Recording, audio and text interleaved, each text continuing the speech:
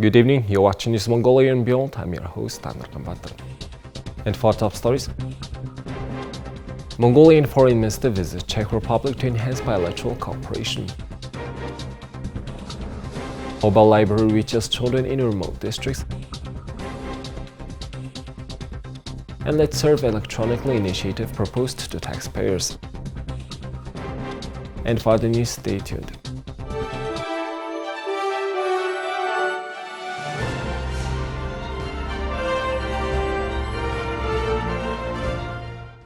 Mongolian Foreign Minister is scheduled to visit the Czech Republic on May 11 through 12, aiming to bolster bilateral relations between two nations. The visit will feature crucial discussions between Minister Batstyk and Czech Foreign Minister Jan Lipavsky, focusing on expanding trade, economic ties, investments and other areas of mutual cooperation. During her stay, Minister Batstyk will also engage in meetings with prominent Czech officials, including the chairman of the Czech Senate, the Deputy Prime Minister, and the Minister of Industry and Trade.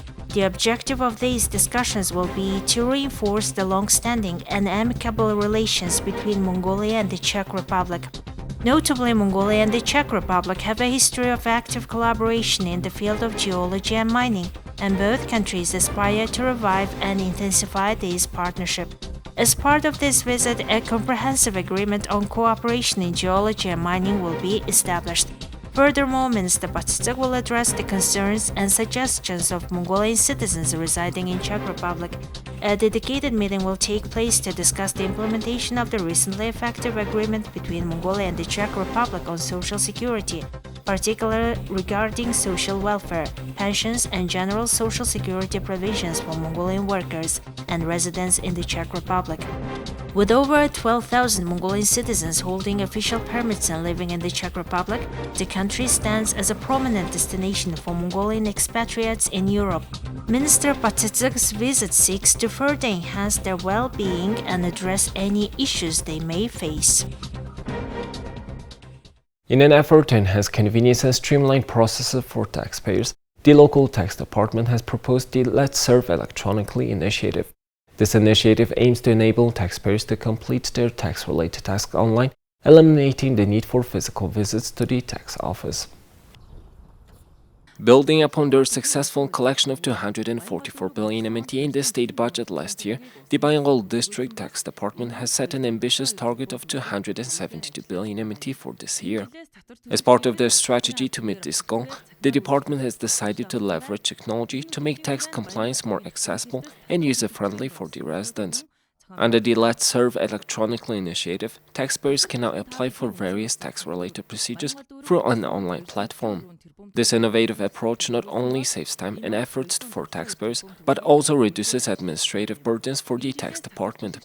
By digitizing the process, Bilingual District aims to promote greater efficiency and transparency in tax administration. To ensure a smooth transition to the new system, the Bilingual District Tax Department has organized training sessions for taxpayers. These sessions are specifically designed to educate taxpayers about the functionalities of the online platform, covering topics such as easy tax reporting, tax risk protection, and other essential aspects of tax compliance. Additionally, the Bengal District's Tax Department has collaborated with members of a specialized tax advisory association to provide expert guidance and support to taxpayers. Together with the Tax Department of Bilingual District, members of the Specialized Tax Advisory Association joined us here and organized training for taxpayers. We provided courses on easy tax reporting, tax risk protection, etc. Tax advisory and support services were also provided.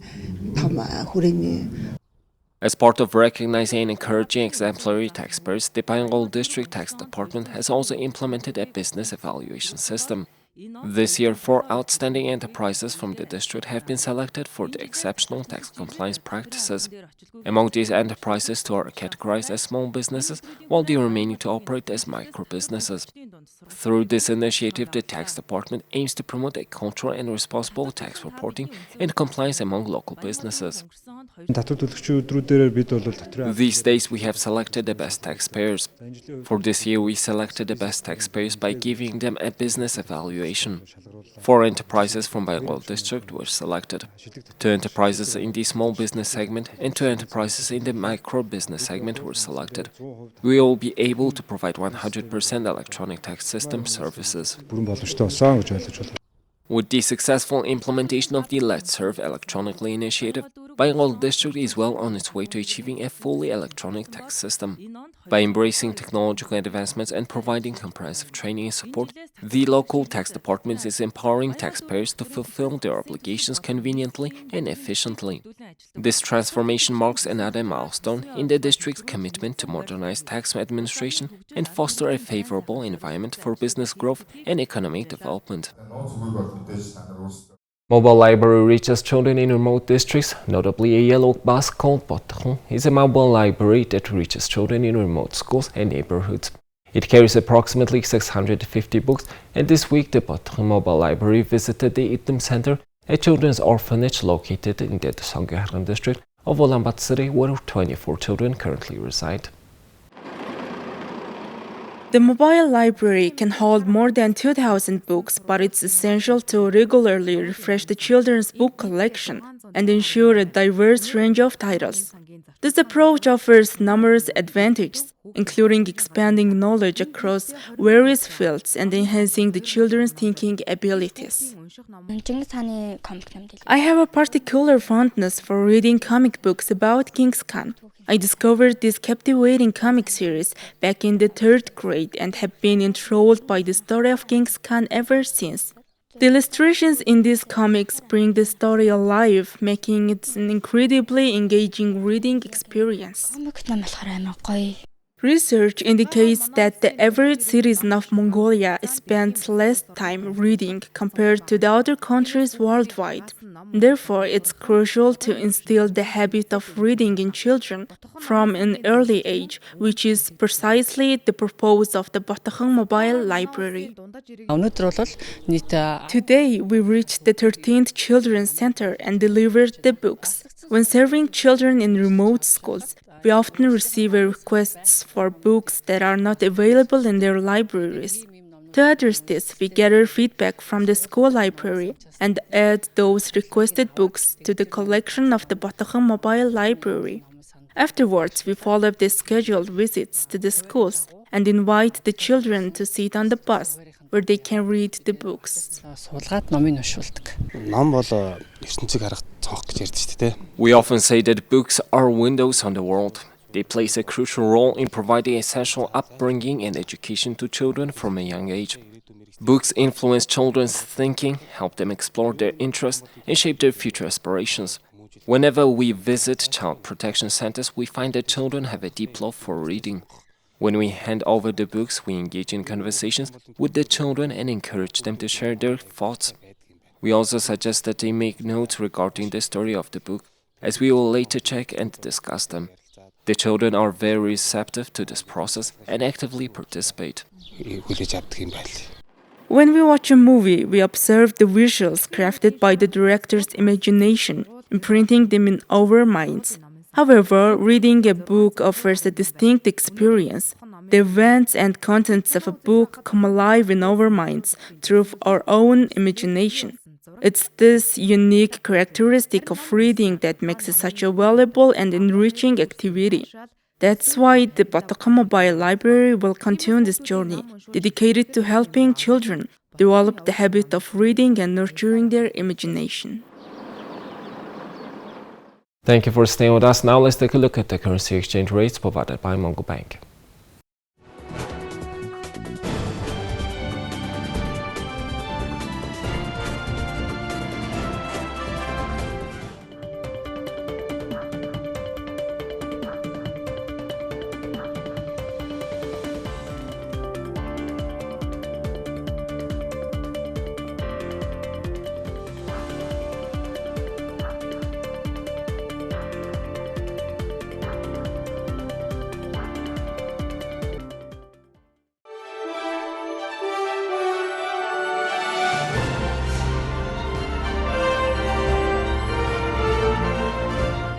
Here's the international news from our partner agencies. The United States and Spain signed an agreement in Washington Wednesday that paves the way for Madrid to join the Global Equality Fund, an international public-private partnership that promotes inclusion and respect for LGBTQI individuals. The signing ceremony was held at the State Department ahead of Friday's meeting between President Joe Biden and Spanish Prime Minister Pedro Sanchez. Secretary of State Antony Blinken and Spanish Foreign Minister José Manuel Álvarez signed the agreement as Spain formally announced it is becoming a donor partner for the GEF. We're very pleased, as we just did, to welcome Spain to the Global Equality Fund, a partnership between governments and the private sector to support those on the front lines of advancing the human rights of the LGBTQI community and people around the world. With José Manuel's signature, Spain becomes now the 18th government to join this effort, which has dedicated over $100 million to civil society organizations and human rights defenders in more than 100 countries. Every year, that support takes the form of training and tools that make local advocates safer and more effective, and emergency assistance and legal aid to human rights defenders and LGBTQI+ persons who face violence and abuse because of who they are, who they love, or what they do. Our efforts are helping to change the views of individuals and communities and chipping away at enduring prejudice and abuse. We will be even stronger with Spain as a partner. The State Department's Bureau of Democracy, Human Rights and Labor manages the fund, and other partners include Australia, Canada, France, Germany, Italy, and a number of other countries. It also includes a number of foundations and other private donors. President Biden will welcome Spanish Prime Minister Pedro Sanchez to the White House on Friday, and Blinken praised Spain for its solidarity on Ukraine and its support for a regional approach to promoting safe, orderly, humane, and regular migration. La unidad transatlántica.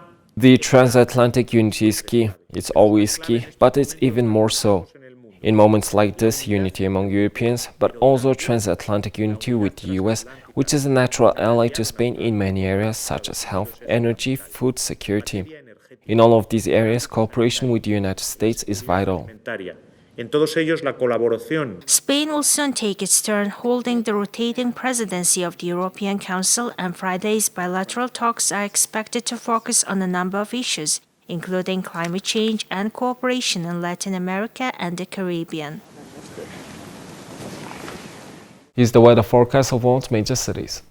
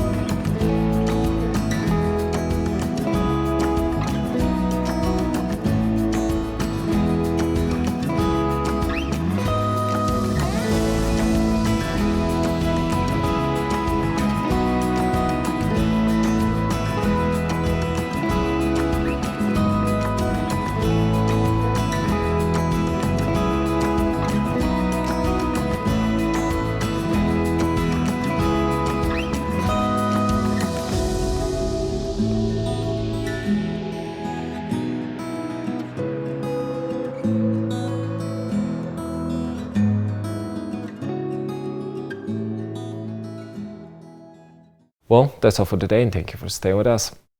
We'll see you tomorrow with more news and updates. Have a nice evening. Goodbye.